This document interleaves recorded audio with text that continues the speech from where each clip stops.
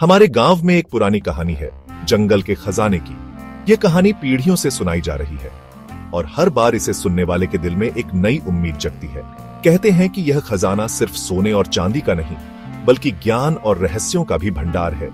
सुनते हैं कि उस खजाने में अपार धन और रहस्य छुपा है।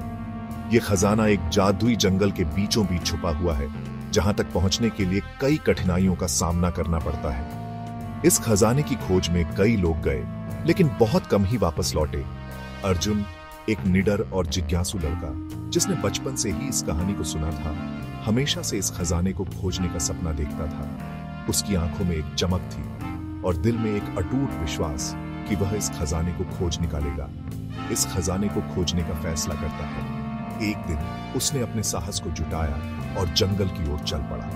रास्ते में उसे कई अजीब और अद्भुत चीजें देखने को मिली। हर कदम पर उसे नई चुनौतियों का सामना करना पड़ा, लेकिन अर्जुन ने हार नहीं मानी। उसकी यात्रा की शुरुआत हो चुकी थी और वह जानता था कि यह सफर आसान नहीं होगा, लेकिन उसकी मंजिल उसे पुकार रही थी। तुम्हें 3 परीक्षाओं से गुजरना होगा। क्या तैयार हो? हाँ, मैं तैयार हूँ।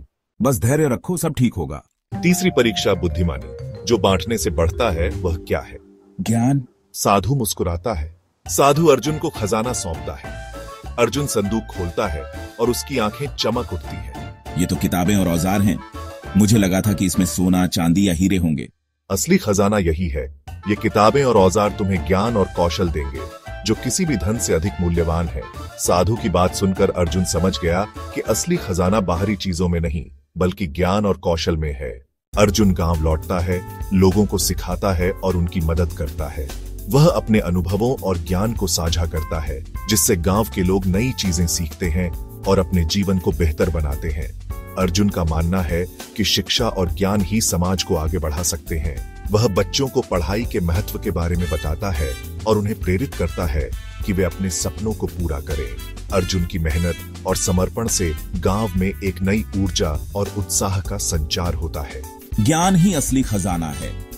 यह वह खजाना है जो कभी खत्म नहीं होता और जितना बांटो उतना बढ़ता है। अर्जुन ने यह साबित कर दिया कि सच्चा खजाना वही है जो दूसरों के जीवन को रोशन कर सके।